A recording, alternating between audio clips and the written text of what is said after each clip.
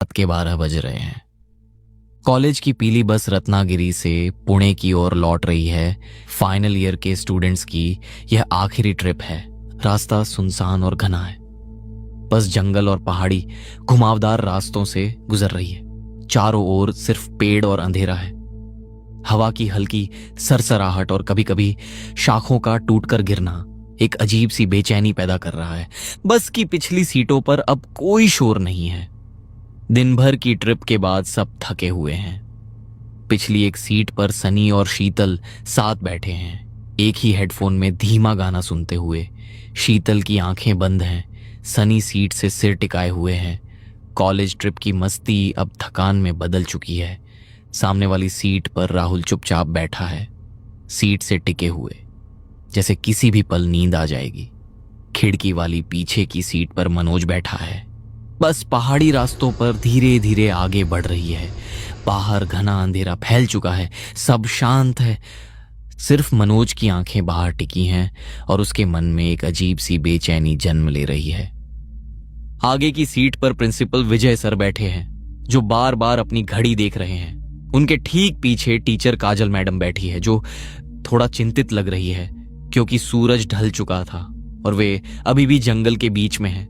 बस की स्टीयरिंग थामे ड्राइवर रामू मामा के माथे पर पसीने की बूंदें थीं।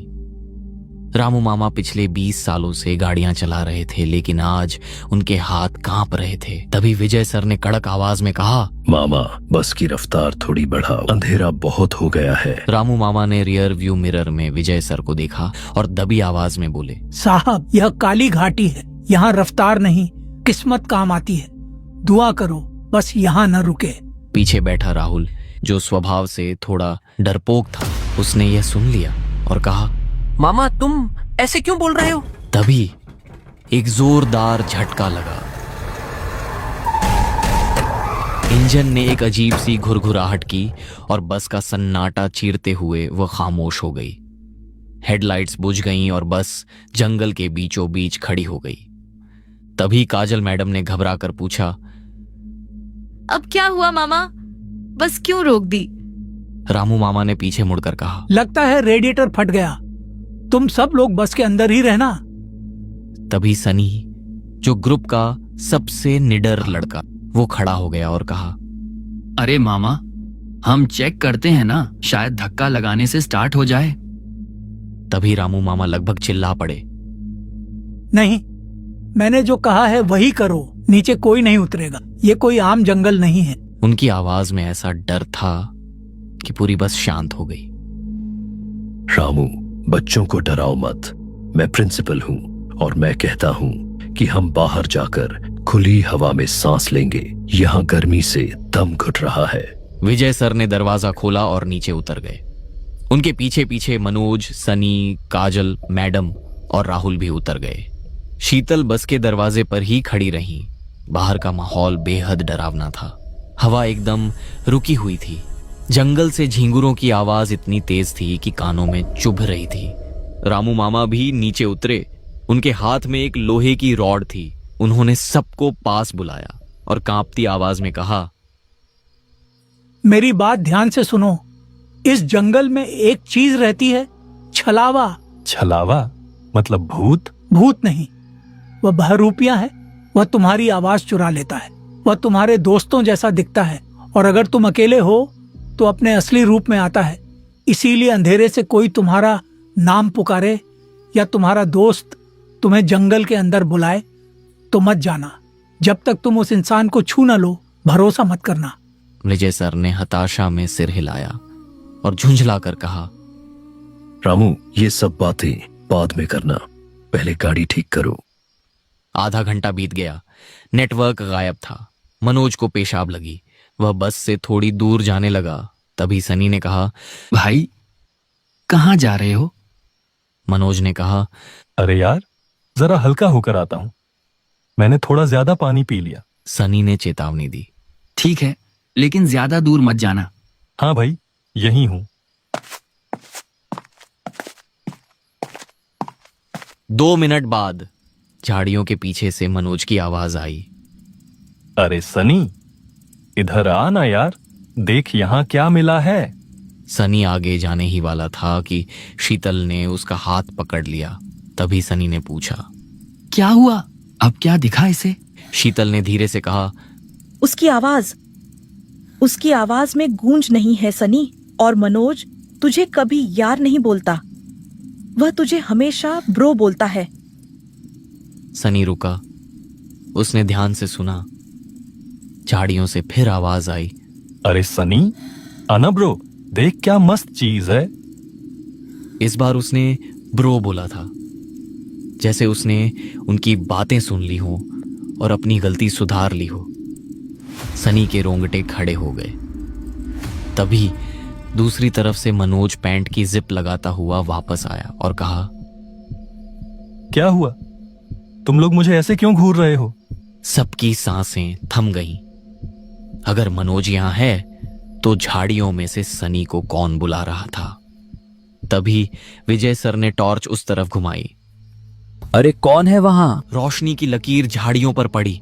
वहां कोई नहीं था, सिर्फ हवा से हिलते हुए पत्ते थे। लेकिन तभी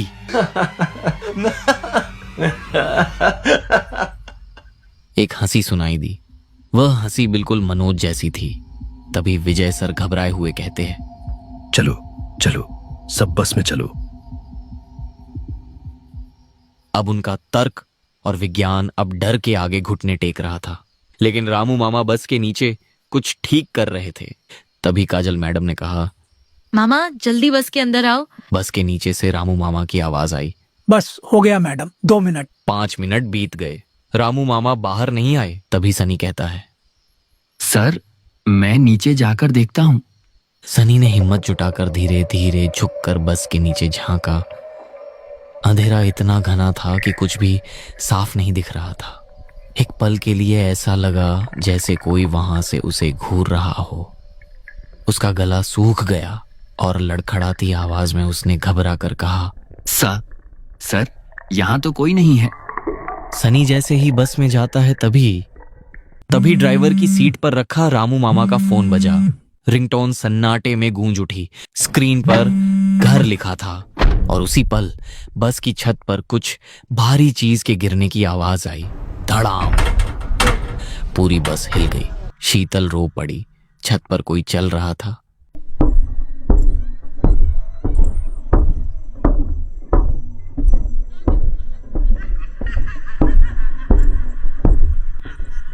कदम बस के दरवाजे की तरफ बढ़ रहे थे।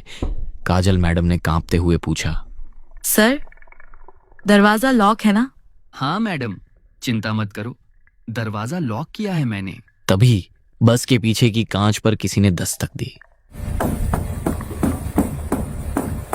सबने मुड़कर देखा। खिड़की के बाहर रामू मामा का चेहरा था। वह मुस्कुरा रहे थे, लेकिन उनकी मुस्कान बहुत चौड़ी थी, इंसान से कहीं ज्यादा चौड़ी। और उनकी आंखें नहीं थीं, वहां सिर्फ अंधेरा था। बाहर खड़े रामू मामा ने विजय सर की आवाज में बोला, दरवाजा खोलो साहब, मुझे अंदर आना है। चेहरा रामू मामा का, लेकिन आवाज विजय सर की है। विजय सर अपनी ही आवाज बाहर से सुनकर सन्न रह गए और बोले, ये क्या है? मेरी आवाज में रामू। खिड़की पर वह खौफनाक चेहरा अभी भी मुस्कुरा रहा था, लेकिन अगले ही पल वह अंधेरे में गायब हो गया। बस के अंदर सन्नाटा छा गया। सिर्फ सबकी भारी सांसें चल रही थीं। सनी ने हांफते हुए कहा, हमें यहाँ से निकलना होगा। राहुल ने घबराए हुए कहा, तू पागल है क्या? बाहर वो चीज घूम रही है। सनी गुस्से में, अबे तो क्या यहाँ अंदर बैठकर मरने का इंतजार करें? और ये बस स्टार्ट नहीं हो रही है। और वो कांच कितनी देर रोक पाएगा उसे? एक पत्थर मारेगा और सब खलास। सबकी नजरें खिड़कियों पर गईं। बस अब सुरक्षित नहीं लग रही थी, बल्कि एक पिंजरे जैसी लग रही थी जिसमें वे फंस गए थे। काजल मैडम ने कांपती आवाज में पूछा, लेकिन सनी, हम जाएंगे कहाँ? इस वक्त हम जंगल के बीच में फंसे हैं। मैंने आते वक्त एक बोर्ड देखा था, फॉरेस्ट गेस्ट हाउस मुश्किल से 100 मीटर दूर है। वहां कम से कम ईंट पत्थर की दीवारें होंगी और शायद कोई फोन भी मिल जाए। यहाँ खुले में रहना बेवकूफी है। विजय सर ने पसीना पोंछा और कहा, सनी ठीक कह रहा है। यहां बैठे रहे तो वो हमें एक एक करके शिकार बनाएगा। फैसला हो गया, भागना ही एक रास्ता है। सब लोग एक दूसरे का हाथ पकड़ लो। चेन टूटनी नहीं चाहिए, चाहे कुछ भी हो जाए, कोई भी हाथ मत छोड़ना। इतना कहकर वे बस से नीचे उतरे। तभी अचानक बाहर इतना घना कोहरा छा गया था कि सामने खड़ा आदमी भी साफ दिखाई नहीं दे रहा था। विजय सर बोले, भागो। और उसी पल सब कुछ बेकाबू हो गया। वे ऐसे भागने लगे कि किसी ने पीछे मुड़कर देखने की हिम्मत तक नहीं की। कदम बस आगे बढ़ते जा रहे थे जैसे किसी अनदेखे डर ने उन्हें धकेल दिया हो। चारों तरफ कोहरा इतना घना था कि ऐसा लग रहा था मानो वे धुएं के बादलों के बीच दौड़ रहे हों। दिशाएं खो चुकी थीं, रास्ते धुंध में घुल गए थे। दौड़ते दौड़ते शीतल का संतुलन बिगड़ गया। उसकी उंगलियों की पकड़ ढीली पड़ी और उसी पल राहुल का हाथ उसके हाथ से छूट गया। राहुल संभल भी नहीं पाया। वह रास्ते के किनारे से फिसला और एक खाई जैसी ढलान पर जा गिरा।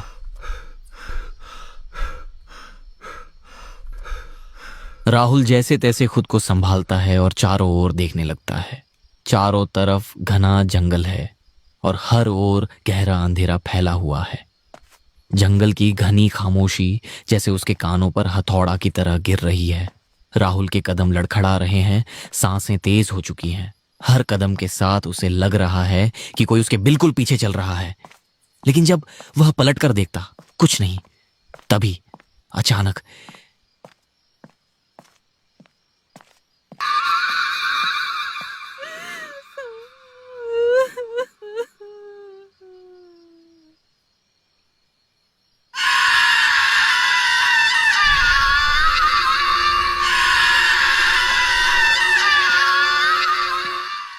कहीं पास से रोने की आवाज आई, धीमी, टूटी हुई, जैसे कोई बहुत दर्द में हो लेकिन चीख भी ना पा रहा हो।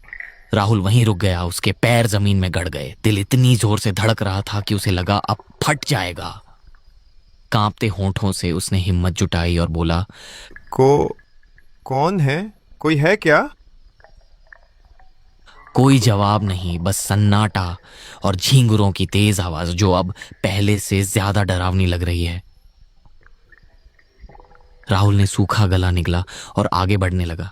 हर कदम जैसे किसी अनदेखे खतरे की तरफ जा रहा हो। सनी, कहाँ हो भाई? मुझे बचा लो। उसकी आवाज जंगल में गूंजकर वापस उसी पर गिर पड़ी, लेकिन जवाब कुछ भी नहीं। तभी उसे अपने ठीक ऊपर पेड़ के पत्तों में सरसराहट सुनाई दी, जैसे कोई भारी चीज एक डाल से दूसरी डाल पर कूदी हो। राहुल का दिल जोर से धड़का। उसने डरते डरते अपनी नजरें ऊपर की ओर घुमाई और जो उसने देखा उससे उसका खून जम गया। जमीन से करीब 20 फीट ऊपर एक मोटी काली डाल पर एक औरत बैठी है। उसने सुर्ख लाल रंग की साड़ी पहन रखी थी, लाल साड़ी पहने हुए, सिर पूरी तरह पल्लू से ढका हुआ। हवा चल रही थी, पत्ते हिल रहे हैं, लेकिन वो परछाई बिल्कुल नहीं हिली। राहुल की रूह कांप उठी।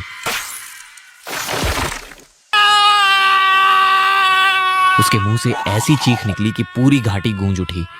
वही चीख दूर भाग रहे सनी, विजय सर, काजोल मैडम, शीतल और मनोज तक पहुंची। ये तो राहुल की आवाज है। सनी, सुबह होने तक हम कुछ नहीं कर सकते। फॉरेस्ट गेस्ट हाउस तो आ ही गया है। चलो गेस्ट हाउस चलते हैं और सुबह का इंतजार करते हैं।